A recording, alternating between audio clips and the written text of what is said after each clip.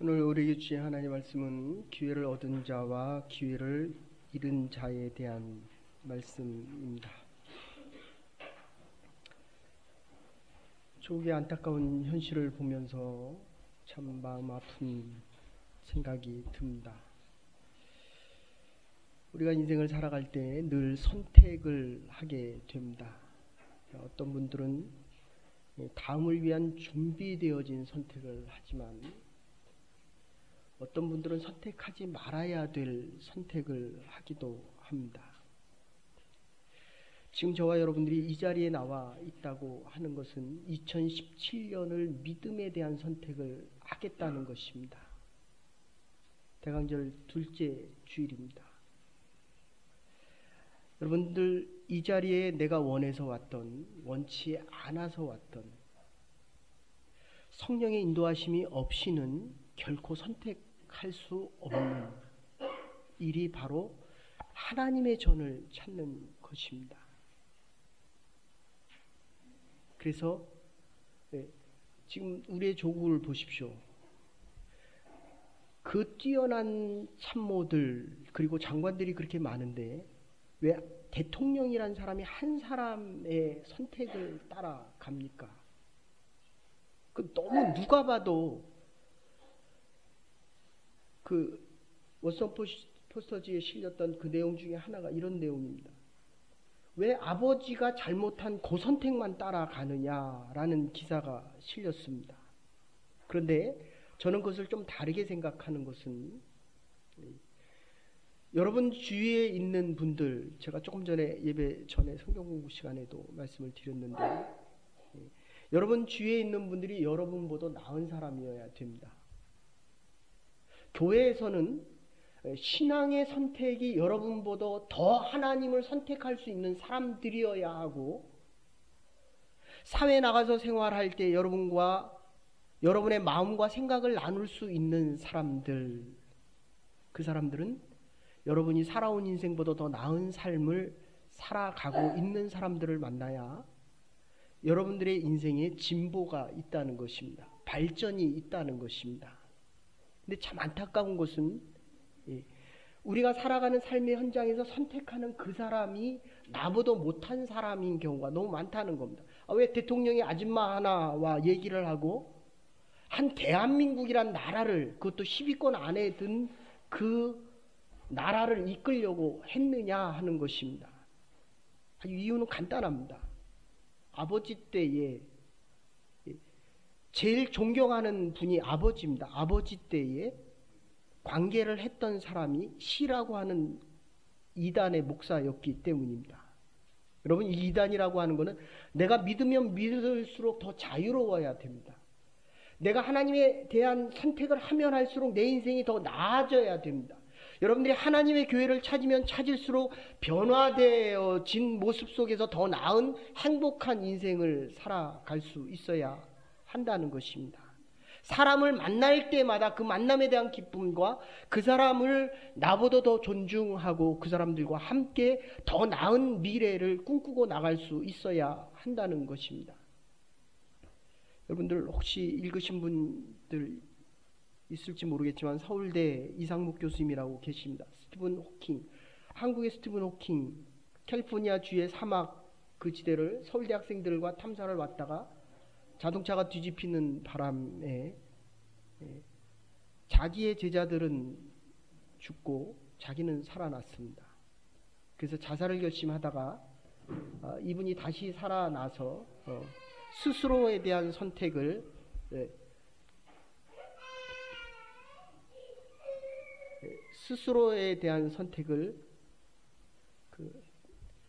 우리 주님이 오심을 2주 전에 우리 아기가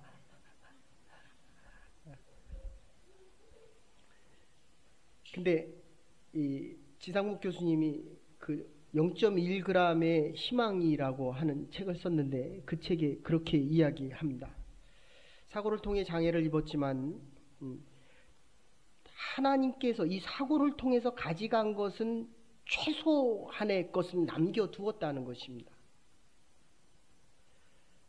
하늘이 가져가지 않고 최소의 부분은 남겨두었는데 나는 언제나 운이 좋았는데 위기나 기회의 순간마다 누군가의 도움이 있었고 그 덕분에 지금도 예전과 마찬가지로 하늘이 내린 행운을 누리고 살아간다라고 이야기를 합니다. 그냥 한마디로 요약하면 하반신이 불구가 돼서 휠체어를 타고 다님에도 불구하고 내가 가질 수 있는 최소한의 것을 가지고 정말 열심히 살았더니 전에 있던 것보다 더 행복하게 살아갈 수 있었다라고 이야기를 합니다. 여러분의 인생은 어떠십니까? 지금 2016년을 마무리해 가면서 2015년보다는 더 나은 선택 속에서 더 나은 하나님과의 관계성 속에 살아가고 계시냐 하는 것입니다. 저는 그렇다고 보는 사람입니다. 왜냐하면 이 자리는 하나님이 여러분을 초청하셨고 이 자리에서 여러분은 하나님을 만나셔야 하고 하나님의 만남 속에 내년에 2017년은 기대되어지는 소망 속에 저와 여러분이 살아갈 수 있기 때문이라는 것입니다. 이거는 우리의 믿음의 고백입니다. 하나님께서 우리를 만나 주시기를 원하시고 우리와 함께 남은 여생을 그리고 우리 교회와 공동체를 향한 새로운 시작을 기대할 수 있기 때문입니다. 간디가 그 런던 대학교 다닐 때 피터스 교수님 밑에서 공부를 하는데 식당에 식사를 하러 들어갔는데 이 교수님이 노예가 와서 공부하는 게 못마땅했습니다. 여러분 부탁드립니다. 제가 새벽 예배 때마다 늘 말씀드리지만 저와 여러분은 하나님의 사람들입니다. 가진 것 가지고 판단하지 마시고 배운 것 가지고 판단되어져서도 아니 됩니다. 이게 노예가 와서 공부를 하는 게 그게 꼴보기 싫었습니다. 그리고 자기 옆을 지나갈 때 그렇게 얘기합니다. 돼지는 새와 함께 밥을 같이 먹지 않는 거를 자네는 모르나 보지 라고 이야기를 했습니다. 그럴 때 간디가 잘 알고 있습니다. 나는 조금 있으면 이 식당을 지나서 날아갈 것입니다. 피터스 교수가 얘기한 것은 분명히 자기가 새고 이 흑인 소년, 청년이 돼지라고 이야기를 했는데 바꿔서 얘기를 했다는 것입니다. 여러분 돼지입니까? 자유롭게 날아가는 하나님의 자녀들입니까? 시험을 봤는데 만점을 써냈습니다. 그래서 이 교수가 못마땅해서 다시 불러서 질문을 합니다. 자네는 자루가 2개가 있는데 하나는 돈이 황금이 가득 들어있는 이 자루와 그리고 책이 가득 들어있는 이 지혜로운 자루 중에 어느 것을 선택할 것이냐라고 질문을 합니다. 그랬더니 나는 물론 황금이 들어있는 이 돈 자루를 택하겠습니다. 그랬더니 피터스 교수가 아주 통쾌하듯이 웃어댑니다. 역시 노예이고 가난한 나라에서 왔기 때문에 너는 물질에 얽매일 수가 없겠다라고 하면서 비아냥거립니다. 그랬더니 이 간디 교수가 다시 이야기를 합니다. 간디 선생님이 다시 얘기를 합니다. 사람들은 누구나가 다 자기가 부족한 것을 선택하기 때문이죠. 누가 부족합니까? 여러분, 우리는 믿음에 대한 선택을 할 수 있어야 됩니다. 내 한계를 넘어설 수 있는 것은 하나님 외에는, 하나님을 믿는 믿음 외에는 내가 지혜가 부족하면 지혜를 주실 것이고 내가 믿음이 없으면 믿음을 주시고 내가 재물이 없으면 재물을 주시겠다라고 하는 것이 하나님의 약속입니다. 이것이 오늘 본문에 나와 있습니다. 많은 사람들은 다음을 이야기합니다. 다음은 없습니다. 지금 이 순간에 여러분이 하나님을 만나셔야 됩니다. 그래야 내일이 바뀔 수 있기 때문입니다. 사람들은 늘 주문같이 외우면서 내가 지금 못하면 다음에 하지, 공부를 다음에 하지. 사업을 다음에 더 열심히 하지라고 이야기를 합니다. 그래서 어리석은 사람들은 오늘처럼 눈이 쌓이면 이 눈이 다 녹기를 기다립니다. 그런데 성공한 사람들, 용기 있는 사람들은 눈을 헤치고 가면서 눈 위에 자기의 인생의 길을 만든다는 것입니다. 저와 여러분들이 어떤 어려움과 역경 가운데서라도 믿음의 길을 만들어 갈 수 있는 부름받은 주의 백성들이 될 수 있기를 간절히 소원합니다. 베스트셀러 책 중에 노만 웨이크필드 박사가 쓴 이스라엘에서 온 남자, 모압에서 온 여자란 책이 있습니다. 여자가 좋습니까? 남자가 좋습니까? 제가 성경 공부하면서 물어봤습니다. 근데 한 친구는 대답을 안 하더라고요. 근데 남자 형제는 여자가 더 좋다라고 얘기합니다. 여러분, 누가 더 좋습니까? 저도 여자가 더 좋습니다. 이유는 다르기 때문입니다. 근데 한참 살아보면 다르기 때문에 부딪히는 게 얼마나 많습니까? 좋아서 결혼을 했는데 같이 살아보니까 이 좋아하는 것 때문에 부딪히는 것보다는 다름으로 부딪히는 게 훨씬 많아집니다. 그런데 중요한 것은 더 살아보면 좋은 것이 훨씬 더 많다는 것입니다. 이게 하나님께서 우리에게 주신 가정에 대한 축복입니다. 인생을 조금만 더 살아보십시오. 지금은 힘들고 어려워도 하나님께서 우리를 위하여 준비하신 이 일들이 얼마나 복되고 얼마나 행복할 수 있고 얼마나 믿음으로 살아갈 수 있는 줄 알게 된다는 것입니다. 오늘 이 룻기라는 것은 4장으로 나타나는데 1장에는 1장 20절에 나오미가 그들에게 이르되 나를 나오미라고 얘기하지 마라. 나오미라고 하는 뜻은 기쁨이란 뜻입니다. 여러분의 이름에 다 뜻이 있지 않습니까?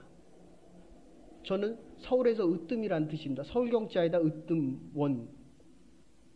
근데 이 나오미가 기쁨이란 뜻이라고 얘기하지 말고 이제는 나를 말하라고 이야기하라. 고통이라고 얘기하라. 라고 시작이 되어집니다.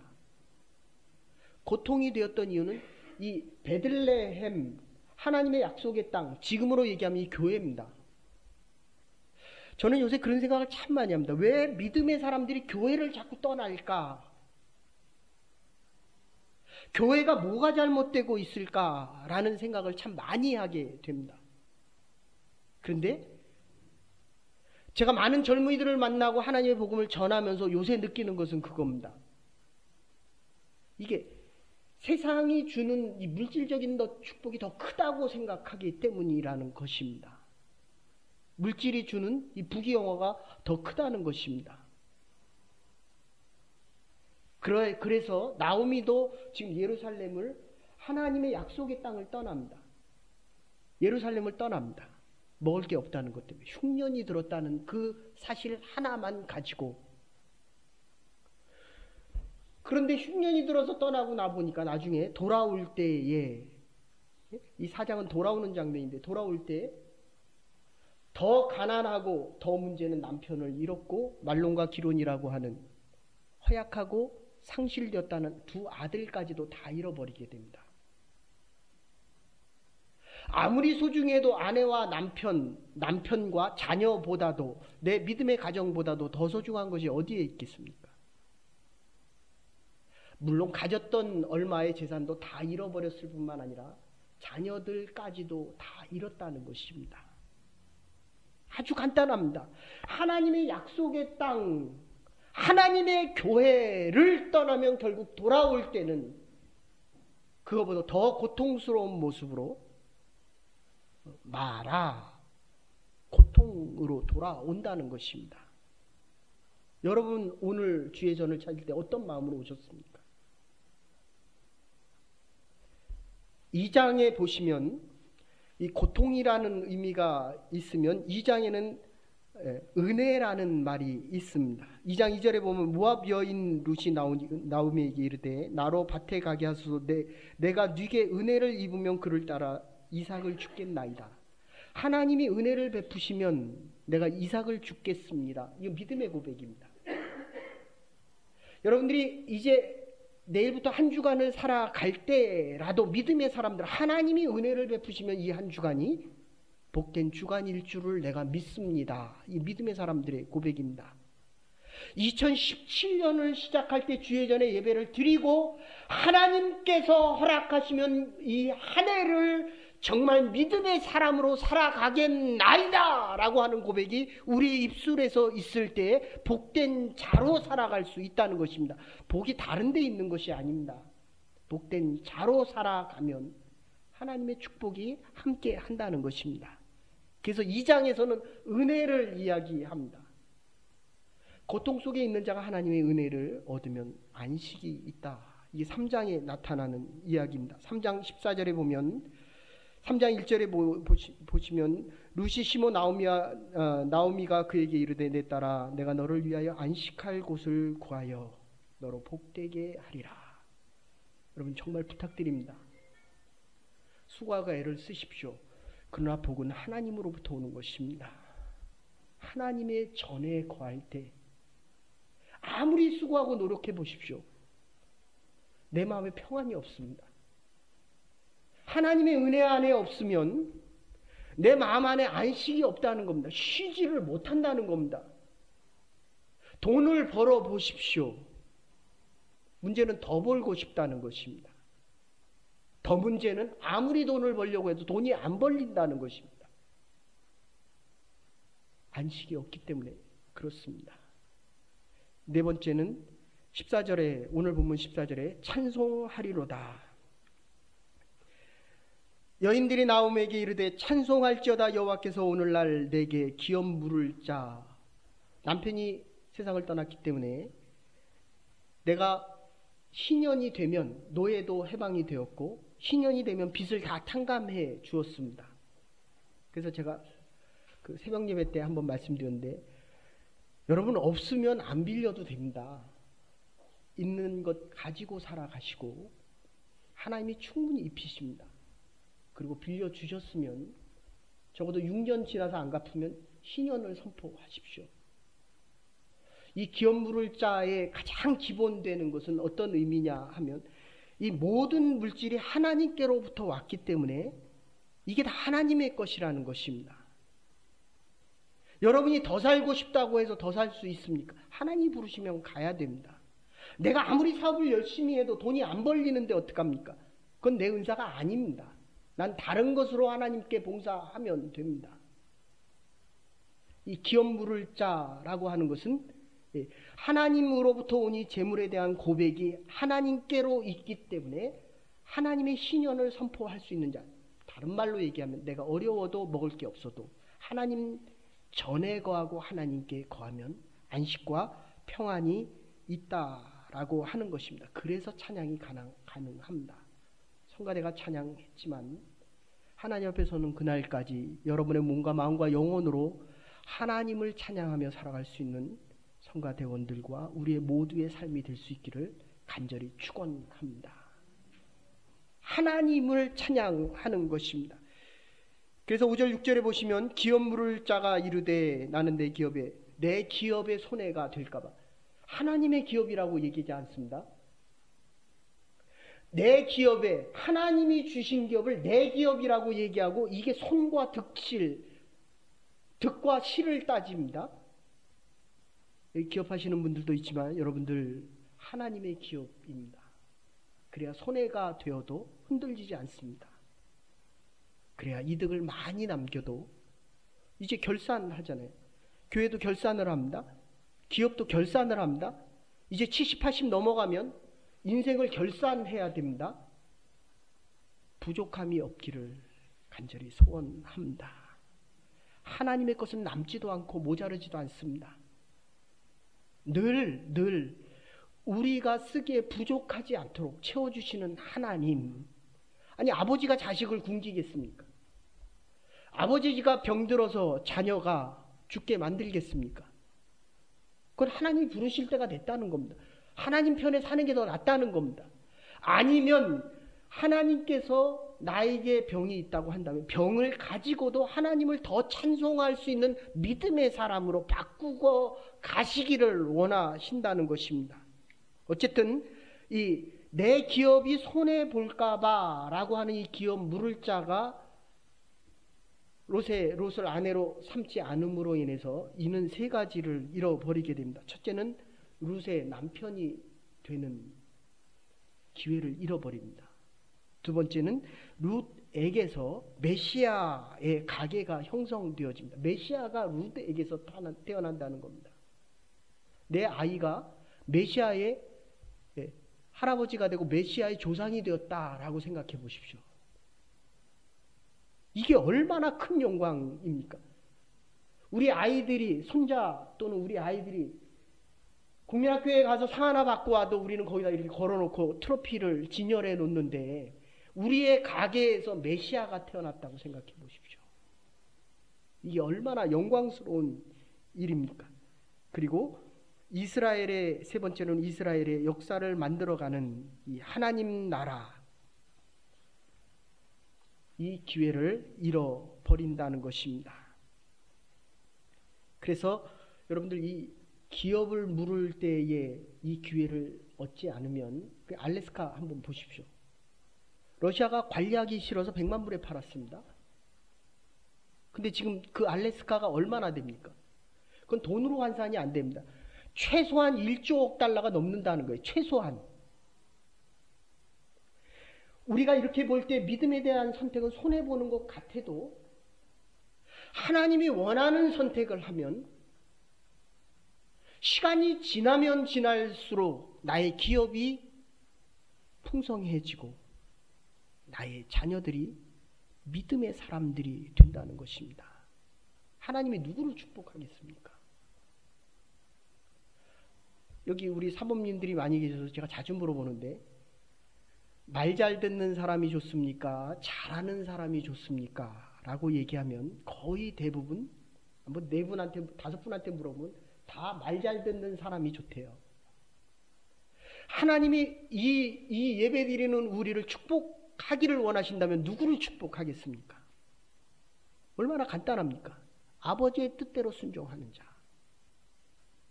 아버지의 뜻을 아는 자, 아버지가 믿을 만한 사람을 하나님은 축복하기를 원하신다는 것입니다. 그러니까 내가 능력이 없어서 복을 못 받는 것이 아니라 아버지의 뜻대로 살아가지 않고 있다는 것입니다. 내가 아버지를 모르고 있다는 것입니다. 내가 아버지가 믿을 사람이 되지 못한다는 것입니다.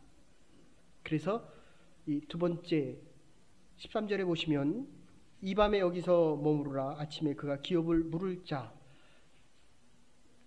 손해를 계산하고 있다는 것은 책임지기 싫다는 것입니다. 그래서 3장 13절에 보시면 기업 물을 자의 책임을 내가 행치 않으리라 라고 이야기합니다. 우리 조국의 문제가 뭡니까? 다리가 무너져도 책임지는 사람이 없습니다. 배가 가라앉아도 학생들이 300명이 죽었는데도 책임지는 사람이 없습니다.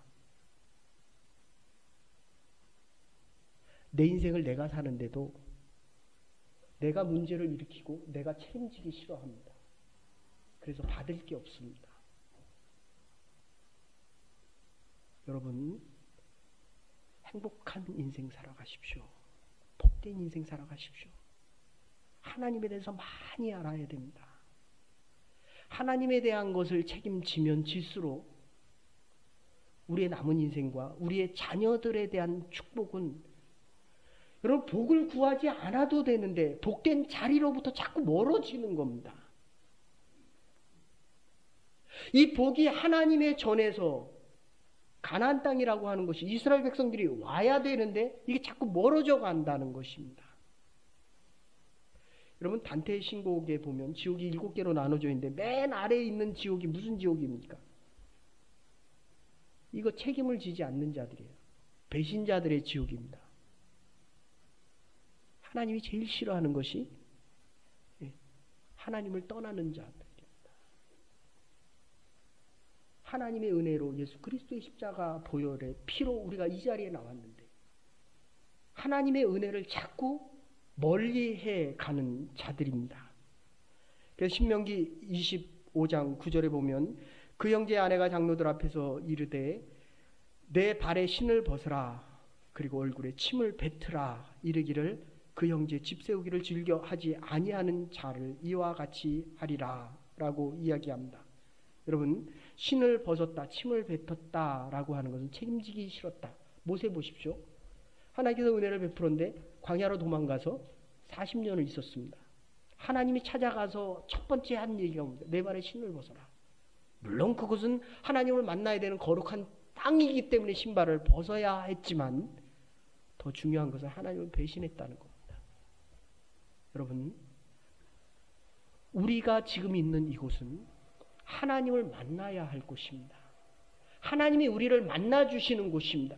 그래야 2017년을 어떻게 살아가야 될 줄을 알 수 있는 선택과 기회가 생기기 때문입니다. 이해가 가기 전에 하나님을 만나실 수 있기를 간절히 소원합니다. 우리의 2017년이 아니라 하나님이 준비하신 그 2017년이 되어서 정말 하나님의 역사를 이루어갈 수 있는, 남은 인생을 하나님의 축복 속에 살아갈 수 있는 하나님의 사람들이 되기를 간절히 소원합니다. 스탈린 시대에 보리스 콘펠드라고 하는 젊은 유대인들이 있었습니다. 스탈린 시대, 이 소련이란 나라가 동방정교회이기 때문에 이 동방정교회라고 하는 로마 캐톨릭에서 우리가 나왔기 때문에 신교와 구교가 나눠지는데 어쨌든 동방정교회는 신교에 속하는데 이 콘체르테라고 하는 유대인이었습니다. 수용소에 다 유대인들이 수용돼 있었는데 한 사람이 죽어가고 있었습니다.